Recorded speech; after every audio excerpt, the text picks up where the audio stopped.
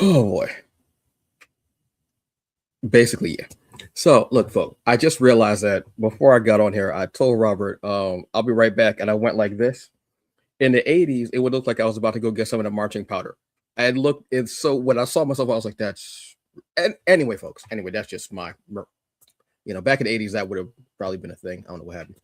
Anyway, that's probably why I didn't get invited to parties because I wasn't doing stuff. We've got comics, we've got Kickstarters, we've got trailers, we've got all types of stuff going on. And the weather is kind of changing, maybe not. I don't know. It's a ceasefire. Yeah, whatever. Robert, are you ready? Your mic is still off. Yeah, I'm ready. I'm ready. Okay. I see you just smiling, and it's so eerily quiet, and I'm like, did the joke die? Like I wasn't sure. I was like, did it die? It's just No, I didn't want to give my full thoughts on the ceasefire. yeah.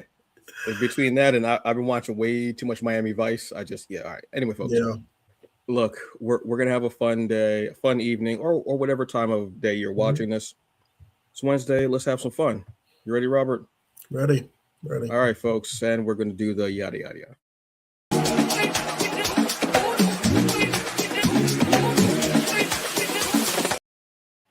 No, we're gonna do that again.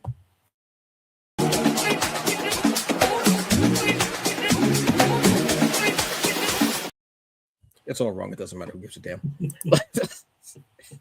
Ooh, I need some sleep in the worst way. So, folks, hey, what's up? This is your comics culture news from TBA News, presented to you by the Hungry Bleak Show. I am Antonio Pomares, aka the Hungry Bleak, the hungriest man in the room, and apparently the sleepiest. And I am the esteemed co-host Robert Jeffrey, also sleepiest. I probably should be drinking some coffee or something, man. But yeah, happy to be here. Happy to talk geek stuff. Absolutely. Happy new comic book day, everyone. It's Wednesday. Hope you're getting something new, or if you're not getting something new, hope you're reading something old, something that's new to you. Either way, it's a good day to read. So let's start up with what we've got going on, Robert. Yep. So one of IDW has been, and I think I've spoken about this before on the podcast.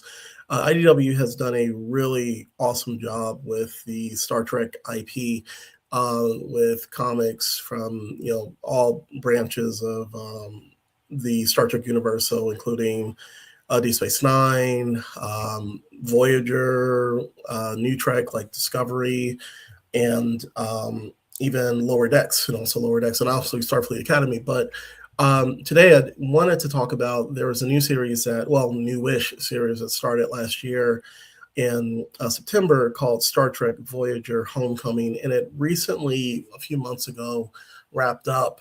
But I've been checking it out along with a bunch of other comics on globalcomics.com. Check it out, really good service, and shout out to Antonio for hipping me to the game, as the kids say. And this is one of the first.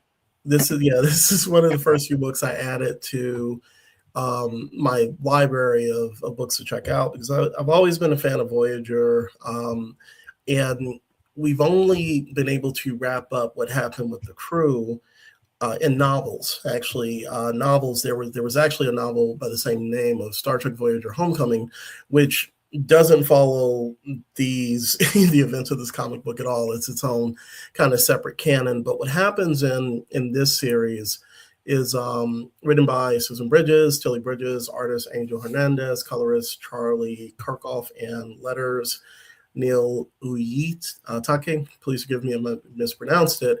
But Voyager gets home. And if you've seen the last episode of the series, the final shot of the series is the ship flying towards Earth and being escorted by a bunch of Starfleet spaceships. But in this book, in this series, things don't go according to plan, or they don't get to Earth. And that's where I think the fun begins. But as a Star Trek fan who's always wanted the Voyager crew to get back to Earth, it was just like, yo, why can't you just let them get to Earth and stop having to fight for their lives? Because it took them like 7 years to get back to the Alpha Quadrant. And And as you see here, the art is beautiful. I love it, but you get like a montage of big, like epic events or like important events that took place while they were in the Delta Quadrant, with all the different characters and situations and all this good stuff. But the thing that happens, and this is a minor spoiler, in 5, 4, 3, 2, 1,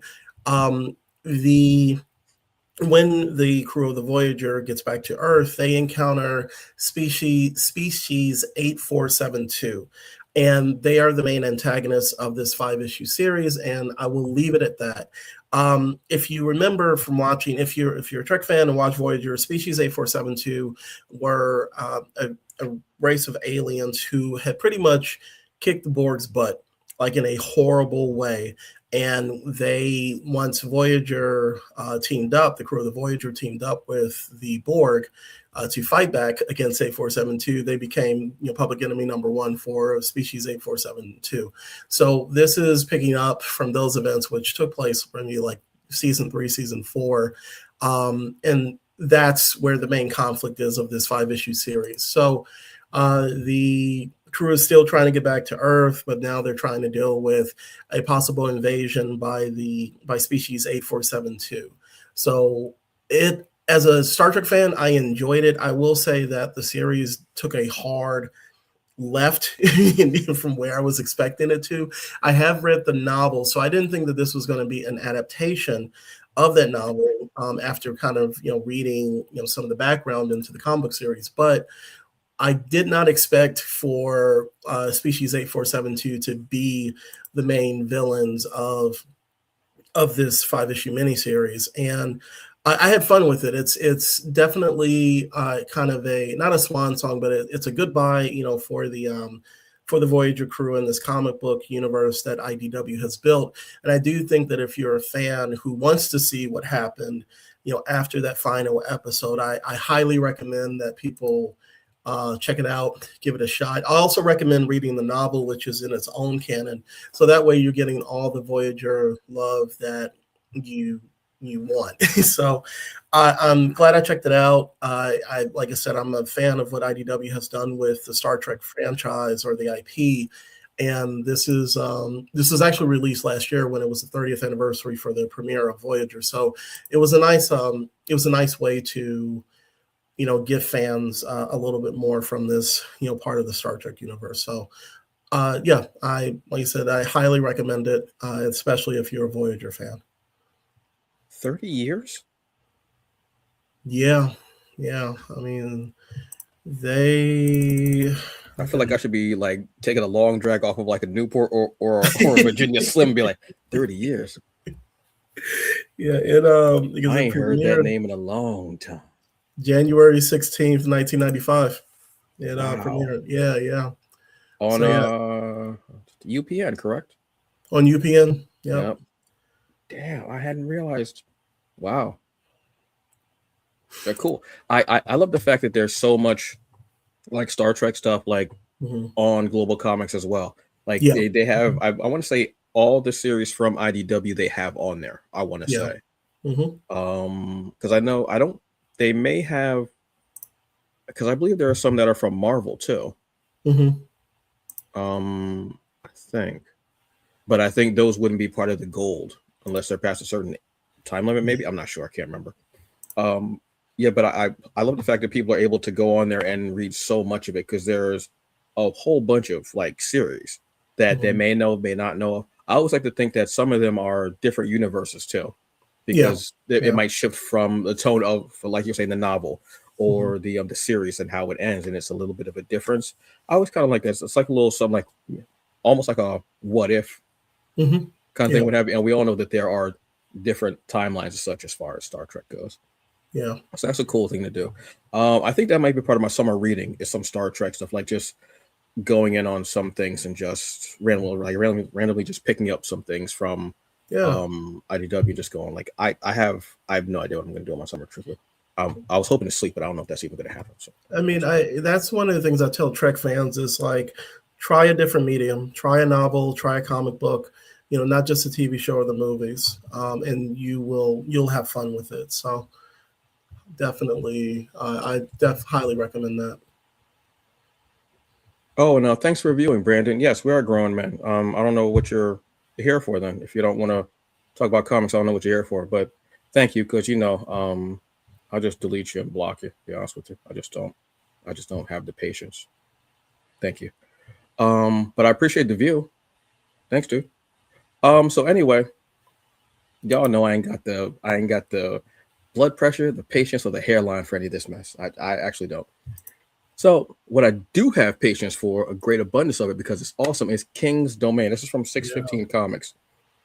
I absolutely love what they've got going on, but King's Domain, I think, has a special place for me for some reason, and I'm not exactly sure why. So let me go down the credits for this. All right, so King's Domain, like I said, this is issues 1 and 2. 2 just came out maybe a couple weeks ago from Kickstarter. Like the Kickstarter ended, and I think like I already had an email and said like that will always there. I was like, that's what I'm talking about. I love when it's done and it's automatically right in my. I absolutely love that. So we've got creator writer is Malcolm McFadden. For artists, we have. I apologize if I disrespect any of your names, truthfully. We have Omo Boriowa, Juan, Samuel Marquez, Serge De Lima. Colorist, we have Adepten, Emmanuel, Andy Khan Hezekiah, and Akinye Victor. Lettering, we have Letter Squids.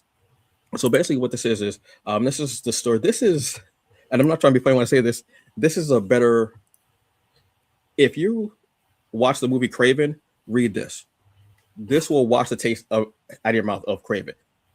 Because I read the first Domain, King's Domain, and like when it first came out, loved it. And I read the second one, and I was like, oh, absolutely loved it. And then I watched Craven, and I was like, I don't know why I did that. I was like, no. So I went back and I reread the first issue again, and it cleansed my palate. So basically, what this is this is the story of Amari King, who was a former world champion fighter, who has a very tragic past. But what he does, he uses his money and his resources to stop animal cruelty as the hero Mahe. So he's kind of a he's against animal cruelty. He's against anything like that, and he'll go after poachers and such with this armor that he has, and he has this really cool lair with this huge like lion, which I absolutely love.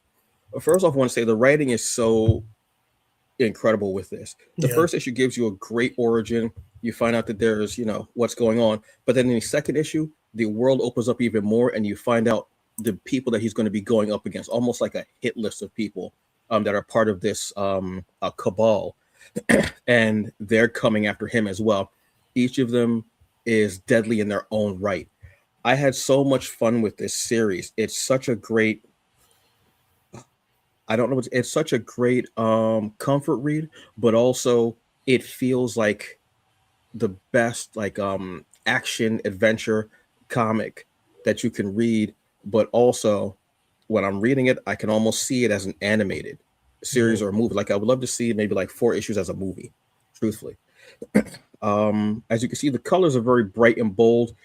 The way they even show him, then shading of the skin is absolutely breathtaking. Whether it is nighttime or daytime, you feel it. And you can see here with the action, like I said, the colors are very bold. The lines are so very crisp as well. The art and the writing blend together in such a beautiful way. It's incredible. And you can see here poachers that are going after the rhino horns. Because poachers will go after certain parts of animals for whatever, because some people they use them for for herbs, tea, or what have you, or just as trophies. But then they'll end up just taking the horn and killing the animal and leaving them there, which is horrible to do. But then we see our hero coming up, kind of, sort of. First, we only see a shadow, like a silhouette, coming up, and then you realize he's there. And as these poachers are trying to gun him down, he's not having any of it, and he takes them out. Also being, a former world champion fighter, and the fact that he's able to almost, I don't want to say communicate, but he's almost like have like a kinship with the animals and be there for them. is absolutely breathtaking. Again, breathtaking. And you see him in his resplendent armor, everything there. There's not an image in this comic that I don't think is almost what's the word, striking. Yeah. Like, even if we're looking at the second issue, I think I can clip to the second issue. Oh, no, maybe I can't. Hold on. And any moment now. Yeah. This color, this cover brightens it up more. This cover, I feel, actually exemplifies more of what we're going to be getting in this issue. It's a little bit brighter, it's a little bit bolder. We're seeing more because there's so much more there. Even the explosion in there tells you this issue is going to be an explosive one, because this is where we're meeting the enemies, and they're having like this conversation where they're, first off, again, they're awesome. This is Mahis, and these are the characters he's going to be going after, almost like think of them as bosses, I guess, for bare lack of a term. And you see each of them, they each have a name, they each have their own specialty as well, like I was saying. But to get this shows that the world's going to open up even more, and we're getting the foundation of the world building, which I absolutely love. And I'm like, oh, who's he going to go after first? Will somebody turn on the Cabal and side with him? Because he does end up getting a bit of help from someone, and it comes out of nowhere, which I also love. Give me more of this. 615 has done an amazing job with what they've been doing with all their series so far. And to have a character like this, who's based in Africa, and for it to be against animal cruelty, and for him to be rich and using his money to actually help the animals, and he has like a whole sanctuary and all. This wrestling bears. You know what I mean? Like, each of the characters is something so different, and he ends up like, this is one of the villains. He ends up snapping the bear's neck. This is how you know Mahi is in trouble. Who is this cat who is out here wrestling and carrying the bear as if, yeah, I'm good, don't worry about it. Even here at the tournament where we're seeing like these underground fights, there's two more characters. I look at them and I said that I want to know who these characters are. Maybe later on we'll find out more. Again, teasing more things. Maybe saying, oh, what's the popularity of these characters? Or saying, you know what, I had this design for a character, I really want to do something. I didn't know what I was going to do until now. I absolutely love that. So I would strongly recommend going to 615 Comics, getting King's Domain 1 and 2, and check out all their comics, because there hasn't been a comic that I've said I don't like. And I like that feeling of being able to go to a publisher, and it's hard for me to pick something because I like everything. So I end up getting everything eventually. And I'll hop in right quick. I picked up a couple of issues, first two issues of Evora Lee. Yes. Yeah, so that I will have that ready for next week's episode because I get those up. And shout out to Malcolm, because he also hosts a podcast where he brings on creators to come on and talk about their books and talk comic books, and I had a chance to speak with him about Autumn Fox when we had our last Kickstarter.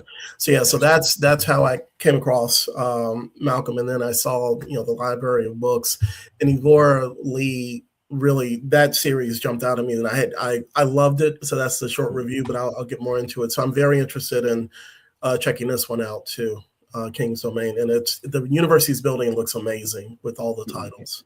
I think Evora Lee was the first one. Okay. I think from 615, or at least it was the first one that I saw. There may have been something before, but I think that's one thing that I will give credit to IG for. I don't like social media in general, but it shows me like Black indie creators, because I've chiseled my algorithm to go, this is all I want to see. This, food, and Black women happy. Like, this is all I want to see in my, like, and it shows me that, and I'm like, oh, okay, cool, this is it. And it continuously shows me that. So I love that fact about it. So yeah. Hi, hello, Sarah. Thank you very much for joining us. Hope you're having a very good day, evening, whatever time it is, wherever you're at. Thank you. So next thing we've got coming up is a video game. What we got, Robert? Teenage Mutant Ninja Turtles. And then watch us get a copyright violation for me singing it. So I'll be like, seriously, y'all. So y'all just grasping the straws at this point. They're doing the most at this point.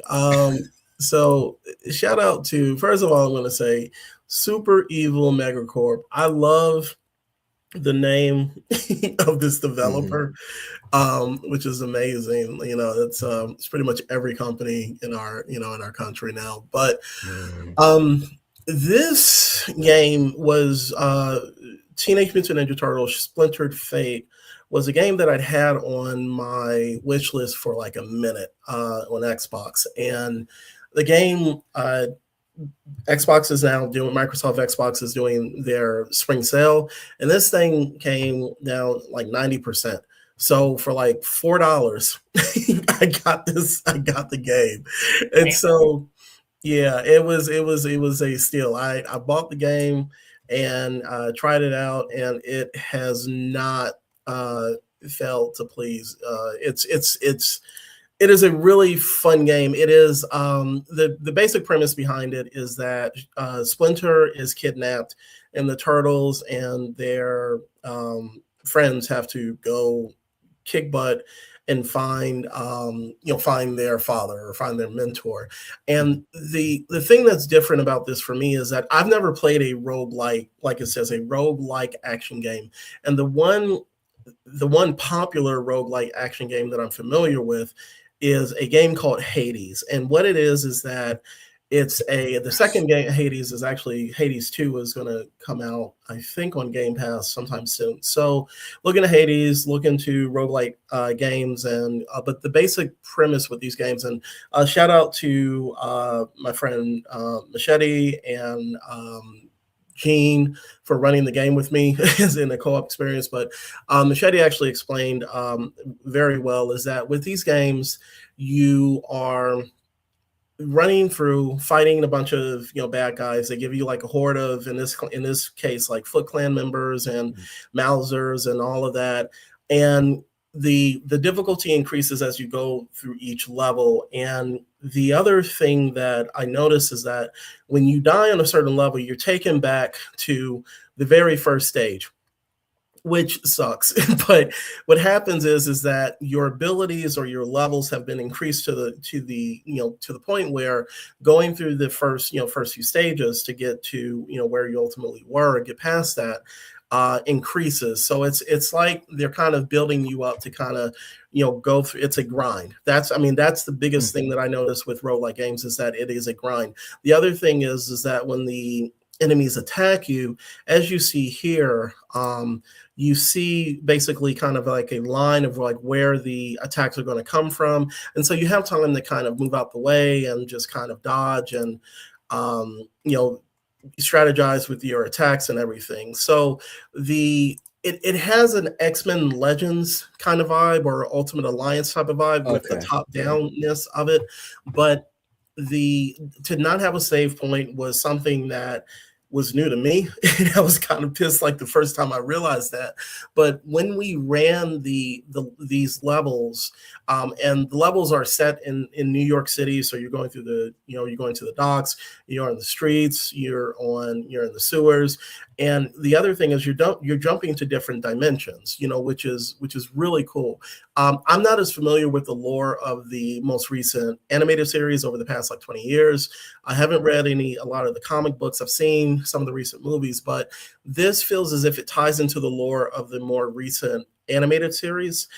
So definitely, I think people who are more familiar with that or are TMNT heads would definitely enjoy the narrative that they're building, for the game. In addition to the dialogue, the voice acting is really cool. Ralph sounds like Ralph. Mike sounds like Mike. Leo sounds like Leo. Donatello is himself, and everybody else that pops up. And I don't know if the game is on sale. I know that it is available on it's on Switch, it's on PS5, it is on Xbox, it's on Steam. It is also crossplay, which is a really good thing.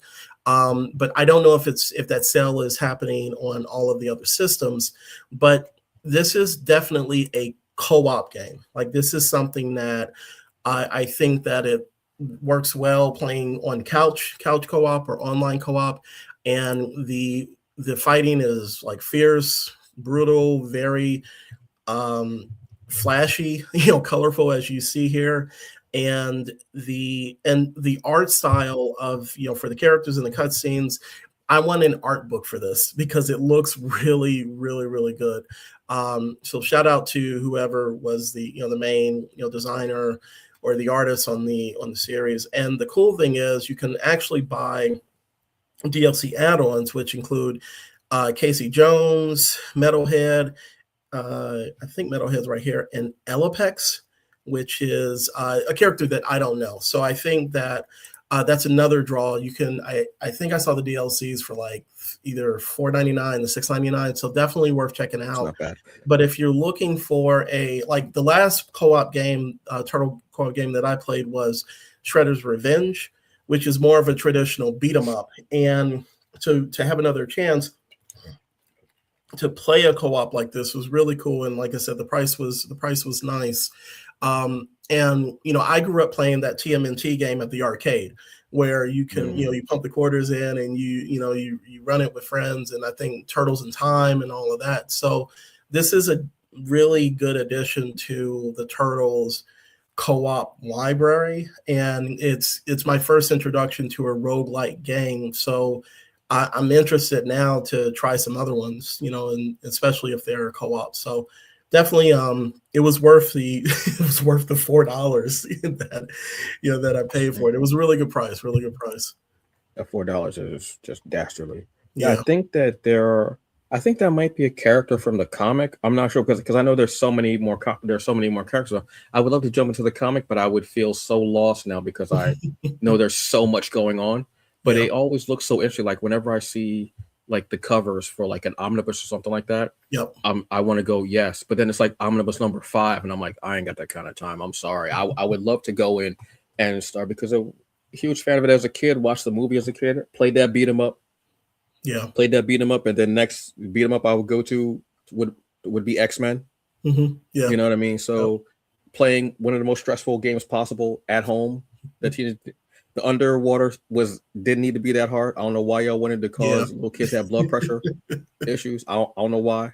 Hypertension at the age of like, as a teenager is not cool. It's not cool. I'm gonna be honest with you, it's not cool. But no, this is cool and it looks beautiful. I always love the art for the Ninja Turtles and whatever like iteration that they are in the comics or even in the animated series. The art is always so cool and it just looks beautiful. And this is just, it looks just like this, like the scene alone right here. The art that's right there. Again, nice, bright, beautiful, bold colors, even though it's at night. I absolutely love that. So yeah, this is one to definitely pick up. I'm gonna check because I know this time of year usually there are a lot of sales on all the. Well, usually if the game is on sale one place, I think it might be other places just because I don't know. I think they control that. I have no idea, to be honest with you. But it looks cool to me. So next one we've got up is Bodega Comics. So I talked about this a little bit last week. I think it's a very interesting thing to me. So basically what this is a nonprofit like comics thing. And this is basically Bodega. It basically stands for Brooklyn organization dedicated to the endurance of the graphic arts. So this is it's a nonprofit and their mission is to keep to support the platforms of comics and graphic arts in Brooklyn and the greater New York area. Now, the big thing about this is the fact of who's a part of it. James Tynion IV. He's the chair for this. I believe he lives in Brooklyn, I think. Nice. I want to say. So James Tynion, we all know he's written for Batman. Obviously, one of the biggest comics out there, Something's Killing the Children. He has his own production company called Tiny Onion, which a lot of his stuff is going out from there. He has comics from Boom. He's going to be having TV shows and animated things as well from his comics. His comics like Exquisite Corpses, The Closet, which terrified the hell out of me, World Tree, Room Service, just to name a bit, is incredible. Now, also on this board, let's say, we have Bryce Gold, who's going to be the executive director. We have Courtney Menard, who's going to be the secretary, and we have Elizabeth Harburn, who's going to be the treasurer. And they even have an event, which is going to be coming up soon. They're going to have like their first event, which is going to be called Beck. you're from New York, you already know what a Beck is. If you don't know if you're not from New York and you don't know what a Beck is, Beck basically is a bacon, egg, and cheese. They're keeping these names very New Yorkish, very, very New York centered. But what it will stand for here is Brooklyn Expo of Comics 2026. This will be November 14th and 15th, and this will be in Williamsburg, Brooklyn. I love seeing things like this that are for the endurance of art, especially comics and graphic art. And to have a name again like Tinian, who's a big name across the board in so many fields, as far as like the art, like, again, going from the comics and being a part of DC and boom, having his own production, his own publishing, and then going to TV, movies, and animation. Those are a lot of platforms that each deal with art, the art of comics in particular, but in different forms. So I think that's very important. I would like to see who is at this event. I'm thinking about actually going. It's a little bit after New York Comic Con. So this might be a little kind of like the craziness of New York Comic Con that can be. This might be a nice little breather, but still something worthwhile to go to. I'm very interested to see what's there. I also want to see who else is going to be a part of this and what we're going to see. Something that was very funny to me, I don't mean funny, haha, but funny, he's right. And I was thinking it myself. Bodega. When you think of Bodega, you think of New York, you think of Bodega Cat, you think of Papi behind the glass, you think of, everything. You think of more Latino and Hispanic people, Afro-Latino, Afro-Latinx, what have you. Yeah. So I did kind of, I was like, yeah, that is kind of weird that it's got the Bodega, but I don't know if anybody on that board is Latino, Latinx, Hispanic, Afro-Latinx, Afro-Latino, Afro-Latina. I don't know.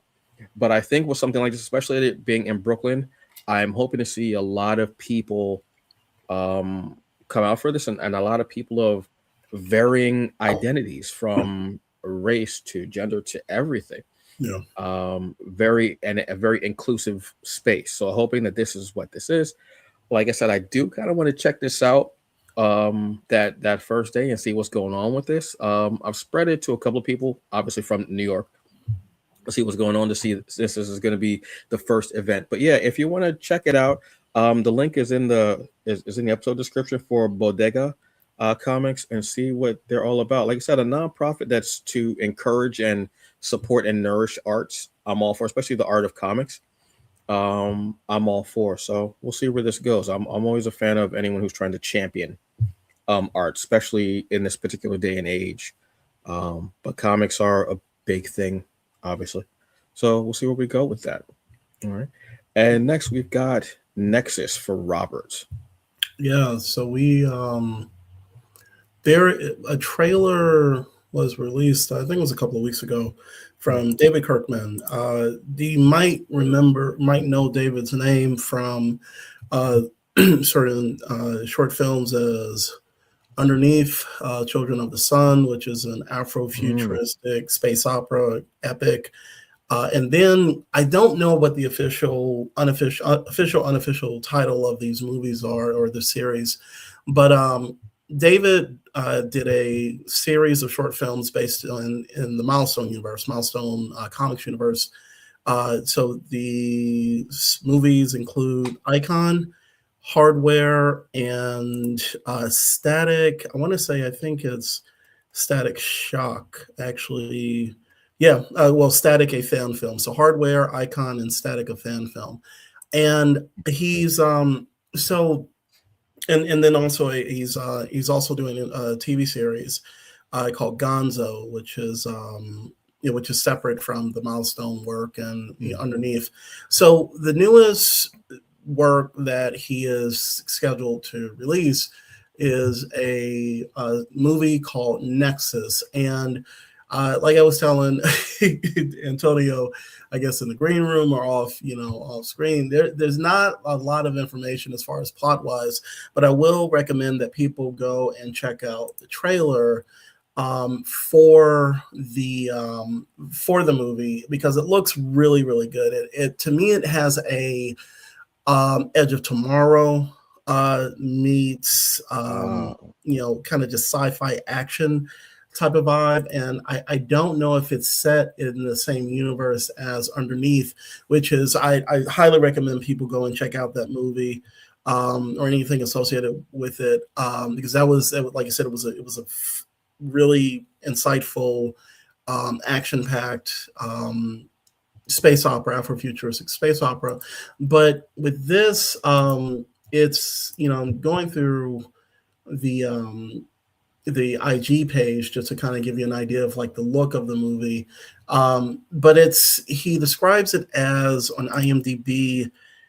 Is it says a horror sci-fi thriller. So the cast looks really looks amazing.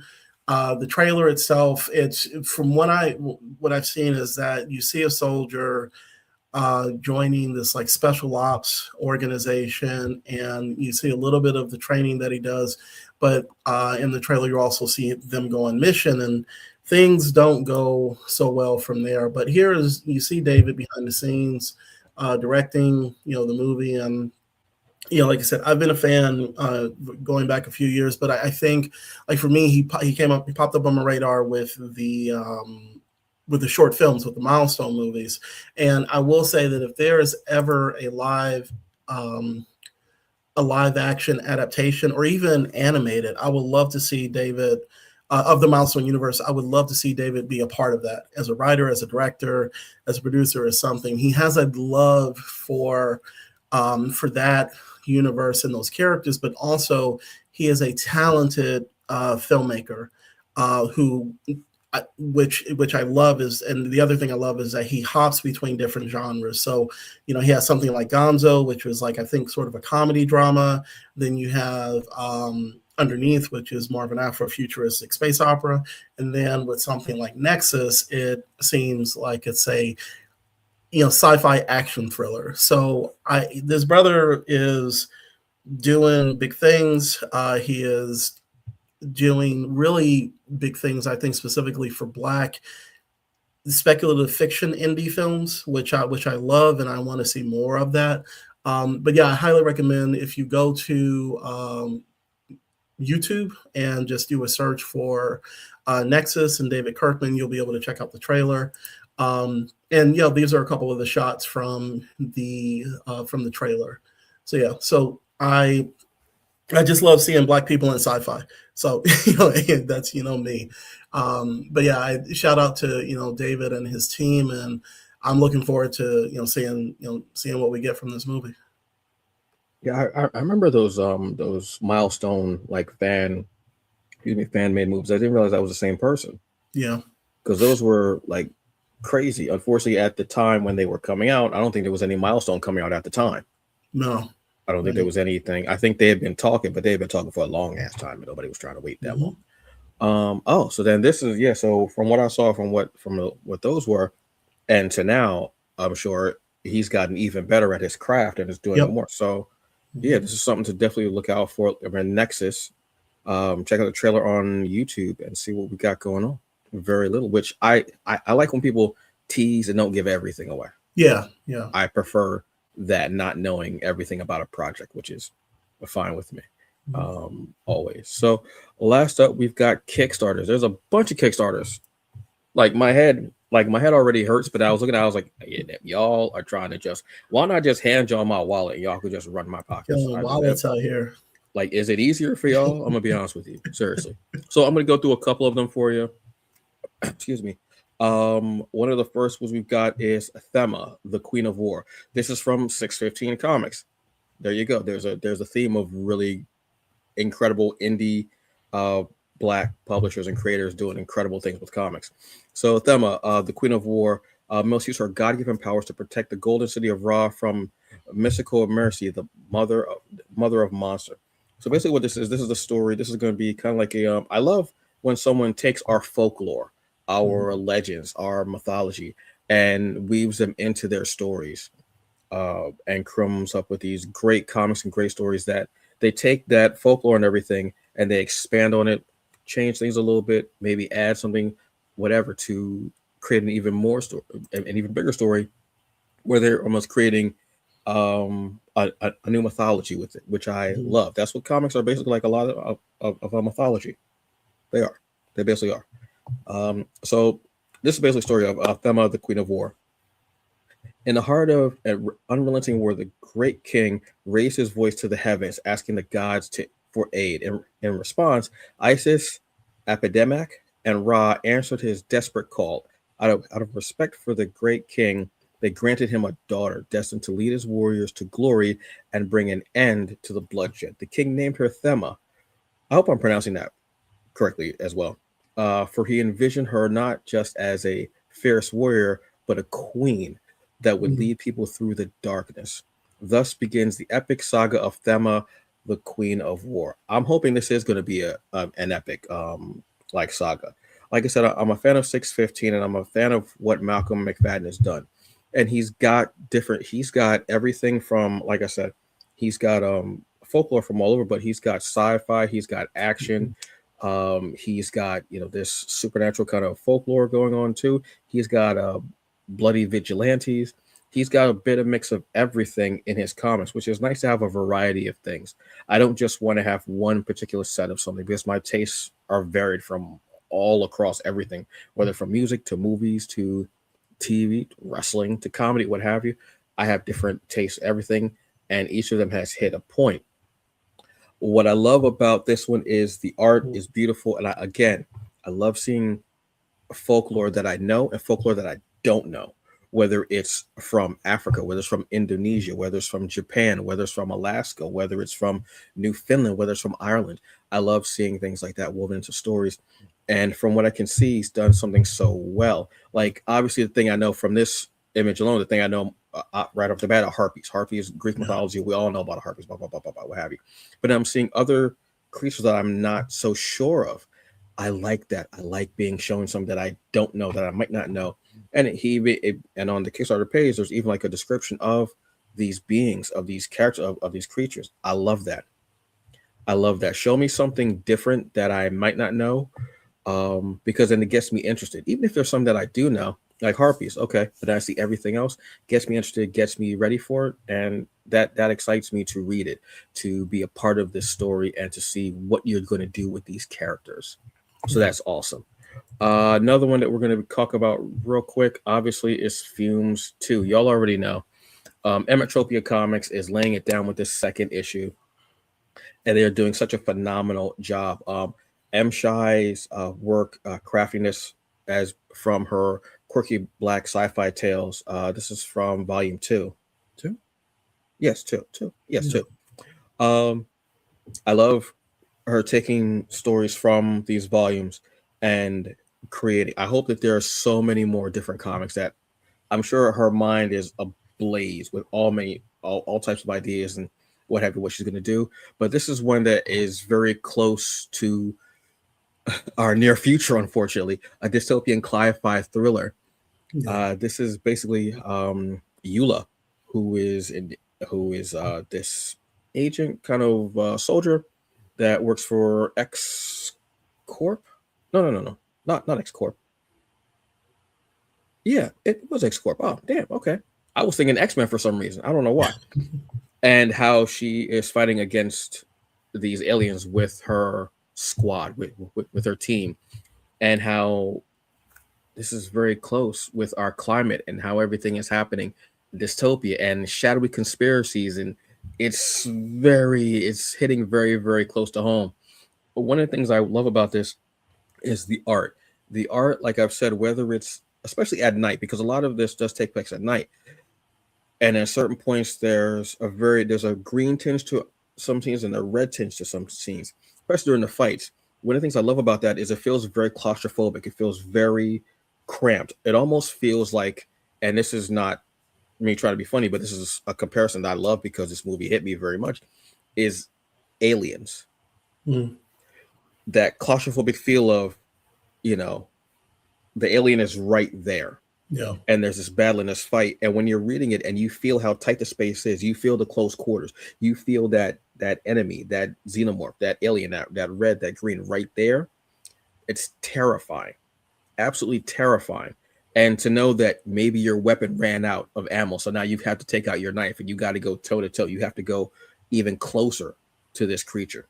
I absolutely love that. And Eula is one of the most striking characters I can think of on the page. Not just her beauty, but she's absolutely beautiful. She's one of the most beautiful characters I've seen. That's not hyperbole. That's not me. I'm dead serious. It's one of the most beautiful characters I've seen. But it's also what she has to do in the moment. Seeing her go toe to toe with this creature, and she's only given orders to kill the green ones and not the red ones, which is very important to the story as well. I find myself wanting to follow her character into pretty much everything, whether it's a comic, even if there were like novels, I would go into that with it. I would love to see this. Absolutely. Fumes is definitely on the list of comics that you should be, checking out. And the last one I'm going to talk about, which for some reason I am completely losing my train of thought, because there's so much going on at this point in time. There was another Kickstarter that I wanted to. The Diary of Sweet Pea. So this is a beautiful. This is number 3. I want to say that's out. Number 3, yes. This is issue number 3. This is from Aleem Leggett. This guy is just one of those comics that hits you and is very, what would be the word, traumatic, in a sense. So this is issue 3. Issue 1, we meet Sweet Pea and her father, and I will not talk about what happens on the bus, but there's this invasion of creatures, and we find out that not everything is what it looks like. From people having powers and saving others to a very loving reunion between between a father and a daughter, which is really the linchpin of the story, is the father and daughter and their love for each other and trying to save one another, in essence, and being worried about each other during this cataclysmic event of this invasion. It's beautiful. Obviously, the purple strikes everything. With each issue, it levels up, which is what I love. I love seeing artists, writers, editors, letterers, whatever your medium is. I love seeing people level up in their work and just get better, because it makes me more excited to see the next thing that you come up with. So Aleem Leggett and the team are doing beautiful, beautiful jobs. And I love, so yeah, this is, we've got 15 days for this one. It's been funded, but keep going, because then that means that we can just get more from Aleem and his team. And I'm just here for it, man. I'm here for all these people doing these incredible things and cool comics, and these creators are just amazing. So yeah, those are my picks for Kickstarters. That's it. Yeah, Kickstarter has been tapping my wallet lately. So I will say that, like, it's but it's good. It is a good thing. So yeah, it's definitely a good thing. But I love seeing it. And like I said, IG now tells me, oh, this person's got something that you might like, because you liked, Musa, you liked Fumes, you liked Scarlet Ranger, you liked Crescent City Monsters, and you like Isnana, you like, like anything from 133 art. I mean, Jesus. I talk about taking my wallet. I might as well just mail it to Jason or something. I'm like, look, man, you're gonna do what you're gonna do, man. Just go ahead. Just leave me something for rent. Just leave me something for rent, and so I can get a sandwich, please. All right, but folks, that is the show. Kickstarters, movie teasers, comics, reviews, nonprofit. We've covered a lot of everything, but there's still always so much more out there to talk about, and we love it. So if there's anything that you see that's cool that you think we might want to know about, let us know, please, in the comics. In the comments. But don't be an ass, because I'll block you and delete you as quick as anything. I'm very quick. I'm quicker than Wyatt Earp on that. I don't care. I am quicker than Bass Reeves on that mess. I will definitely take you and smoke you. I don't care. All right. Doc Holiday in these streets. So I'm gonna be real. I will be a Huckleberry. Yeah, I don't care. I don't have the patience of the time. You see all this gray? This gray is from each person that I smoked on here. I'll get rid of you. I don't care. But I'm always appreciative of the people who do come here, who want to see what we're talking about, what we're reading, what we're watching, whatever. All that, great. But unfortunately, we have to cut it a little short tonight because both of us are well below E. Yeah. And you can probably tell from the looks on my face, at least. So, on that note, I am Antonio Pomares, aka the Hungry Bleak, the hungriest man in the room. You can take that however you like. I am Robert Jeffrey II, aka Rob the Writer. There you go. Folks, I will see you Friday, 7 p.m. Eastern Standard Time for the Hungry Bleak show. I don't know what I'm going to be doing yet, but it'll be something fun, probably. Hopefully. Surprise, surprise, surprise. There you go. Surprise, mother. Well, no. I'm not going to go full dokes on y'all tonight. I'm not going to do that. Kind of do want to rewatch that show, but I want to get rid of Paramount. It's been a minute, man. Yeah. It's so funny in that series. Like those first few seasons were really solid. He hated him. He just always like that. You shut up. He never had one nice thing to say. He said, "You weird motherfucker." No, I'm sorry. Like it's like because I like he continuously and Dexter would just sit there like, oh. And he'd be like just sitting there. His head was always, he had the best shaved head. His head just became like, you some kind of weirdo? You like blood? Yep. I was like, well, I'm the blood splatter expert. Yeah. Is that what you? Yeah. I might need to watch just Doke's scenes. It's a montage. It's just so good. All right, folks. You have a very good day, night, whatever it is. Happy New Comic Day. Like I said, go check out something. Moonstar #2 came out. I really enjoyed the first issue. Go check that out. See what's going on with that. And look, I keep saying this every week, but I am tired and I just don't have the heart to say it because the anger begins to take over so much. So I'm going to do something that I did Monday. I'm going to say, hey, do a wonderful thing. Yeah. There you go. You have a very good one. Enjoy whatever. Drink water, take your vitamins, take your meds, whether it's for physical, mental, or emotional ailment. And we will see you next week. All right. Peace. Hope I got the right video.